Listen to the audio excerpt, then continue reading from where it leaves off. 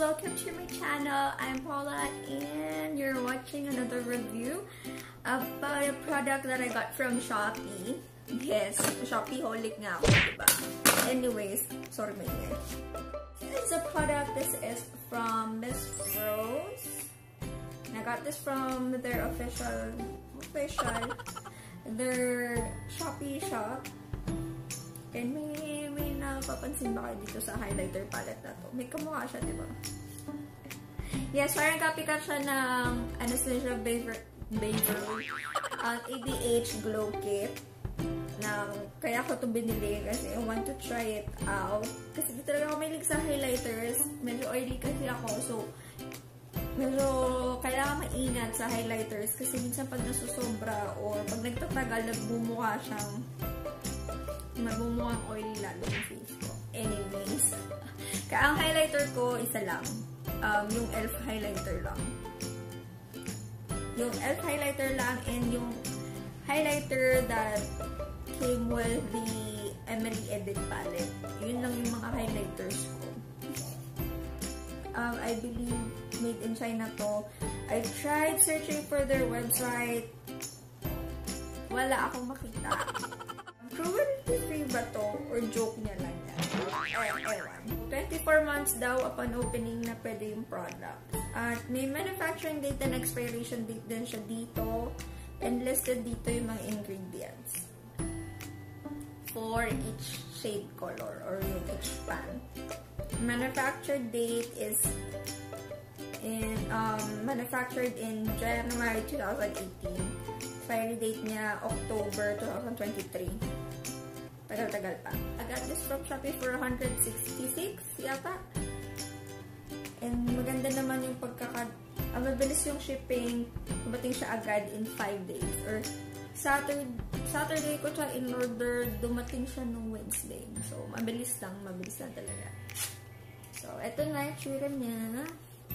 Mukha niya talaga yung ABH Glow Kit. So, this is how it looks like. May film dito. Hindi siya sealed nung dumating. Medyo hindi ko alam. Pero, na-swatch ko na siya as you can see. We have here Eclipse, Luna, Spectra. Spectra Breast Pump. Spectra, Lyra. So, yan, Lyra, Orion, and Helia. So, swatch ko siya sa inyo.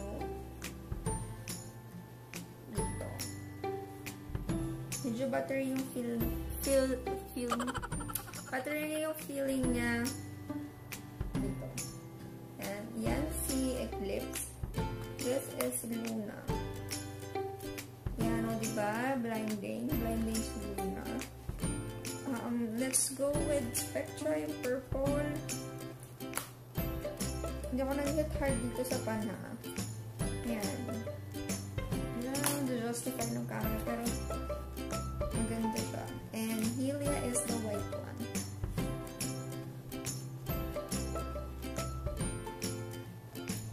Yan.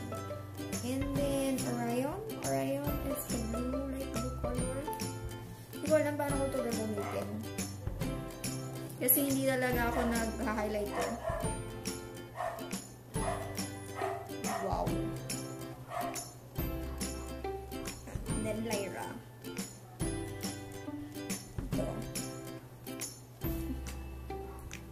Okay, try natin siya sa face with a fan brush. Try natin with the fan brush. Parang bet ko si... Sorry. Wala pala itong mirror. So, yun. Parang bet ko itong Luna.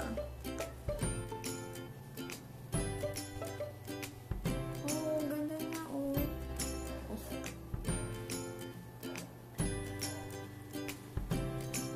Try naman sa kabila itong blue. Highlighter. Hindi talaga ako nag-highlighter. Pero, you be the judge ko. Ganda ba siya? Highlight to the gods na ba tayo? Okay.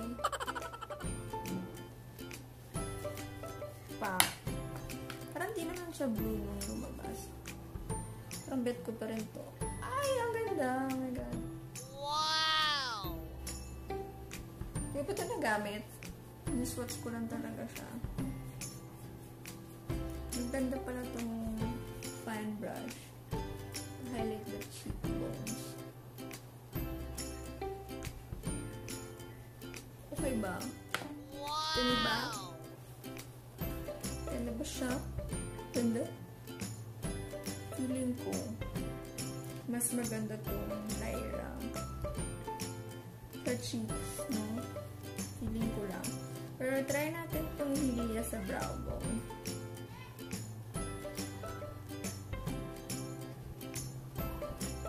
Maganda rin, diba?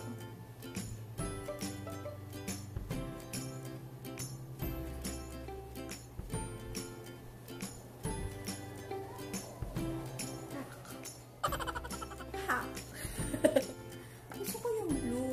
Who would have thought? Let's try Lyra. Ang Manleo's Bridge.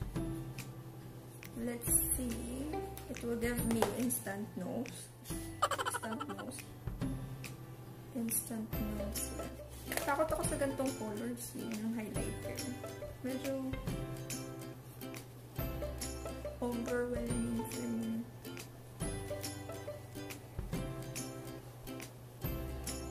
Wala. O, dahil wala ka yung forehead ko. Cupid's bow.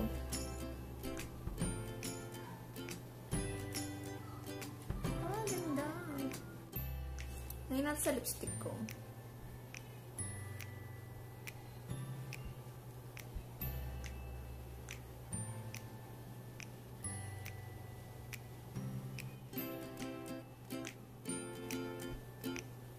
Parang highlighted to the buds na talaga.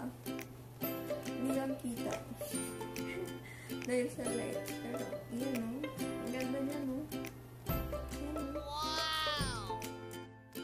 Lagay pala natin to sa inner corners. Let's try Total Eclipse of the Heart. Charot. Oh, konti lang yun. Pero,